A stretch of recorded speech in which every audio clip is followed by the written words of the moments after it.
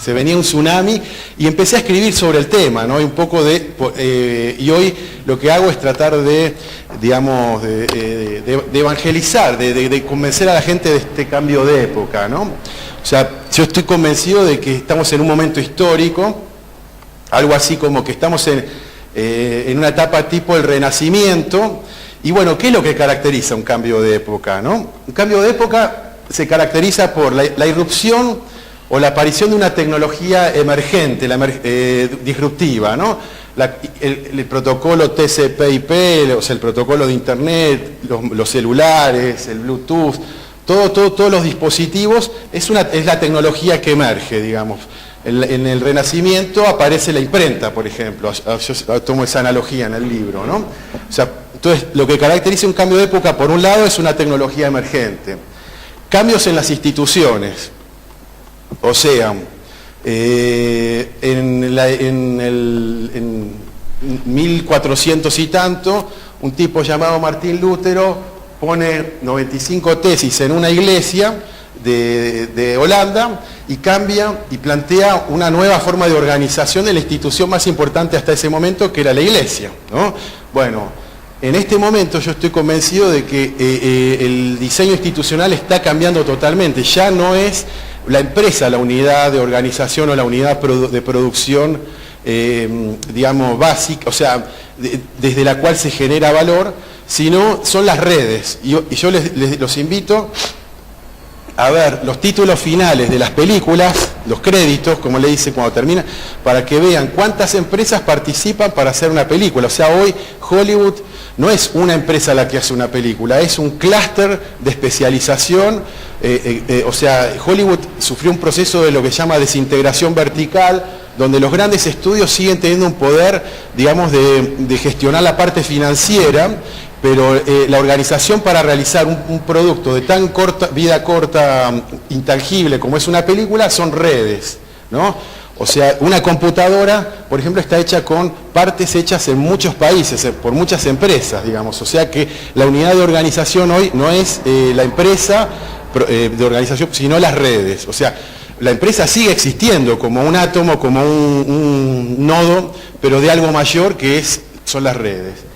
Y la tercera característica del cambio de época son los cambios en los modelos mentales o en las visiones de mundo. O sea, en el Renacimiento aparece lo que se llama el perspectivismo, ¿no? La visión perspectival, la arquitectura y digamos toda esa mirada artística genera un cambio de visión de la realidad por parte de las personas que estaban que vivían en aquella época. De ahí surge la objetivación, la separación sujeto-objeto, digamos, ¿no?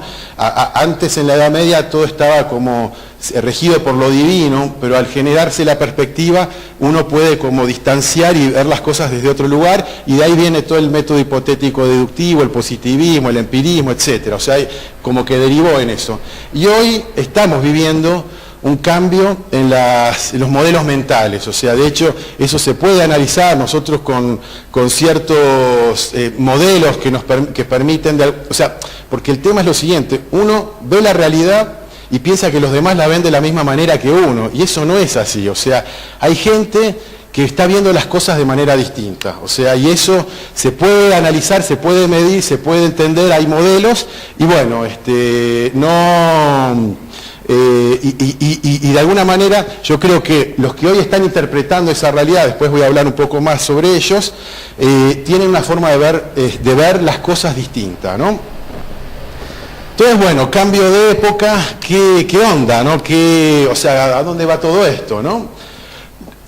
Un cambio de época termina generando una nueva configuración de la realidad, o sea, una forma distinta de interacción de la realidad, o sea, y obviamente esto está derramando en todos los sectores, o sea, todo se está reconfigurando, o sea, ya, digamos, el sector publicitario, no publicitario, el sector de las publicaciones, la industria editorial está cerca de un colapso, de un gran cambio, o sea, ya lo estamos viendo. Yo creo que en 20 años no va a existir más el libro de papel y vamos a ver qué vamos a hacer con espacios como las bibliotecas, por ejemplo. Está pasando con el sector educativo, hay un cuestionamiento al modelo educativo vertical tradicional total. Está pasando con el dinero, no sé si oyeron hablar de los bitcoins, monedas, o sea, caballos de Troya que se van metiendo en todos los sectores y que van arrasando y van alterando la realidad, la reconfiguran, ¿no? Y en ese sentido, ¿cuál sería el patrón de reconfiguración de la realidad que podemos definir? Bueno, no es que una niña vaya a leer a Foucault, pero el tema es como que nosotros construimos una visión normalizada de la realidad, una visión disciplinaria, una visión, digamos, la publicidad buscaba el consumo promedio, la masa, el consumo masivo, digamos, el consumidor, el focus group, digamos, trataba de ver cómo se comporta el promedio de la gente. El modelo educativo era un modelo disciplinario normalizador, en el sentido de crear un programa definido desde ahí arriba hacia abajo y todos aprendiendo lo mismo. El tema es que hoy eso se está rompiendo, digamos, y ese modelo gaussiano, ese modelo donde los fenómenos están centralizados alrededor de un valor, de una media y tienen una pequeña dispersión, ya no es así. Hoy estamos viendo el mundo donde se dan fenómenos de todos los tamaños, digamos, ¿no?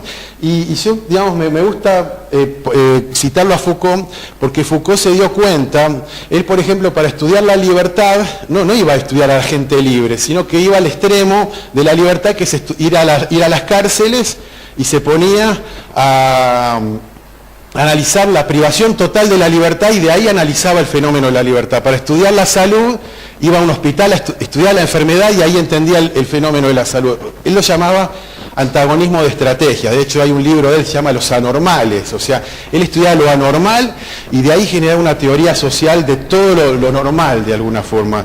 Y para mí él marcó una pauta, porque hoy entender la realidad no es ir a entender el negocito promedio de la avenida Santa Fe o el kiosquito de allá. No, entender la realidad hoy es entender fenómenos disruptivos o fenómenos totalmente fuera de serie, outliers, como se dice, como son Facebook, Twitter, Zara, no sé, fenómenos, el 15M de repente en su momento, aunque ya, digamos, ya se apagó, pero algo va a generarse, el Bitcoin, no sé, cosas fuera de lo común. O sea, y Foucault marcó esa pauta, ¿no?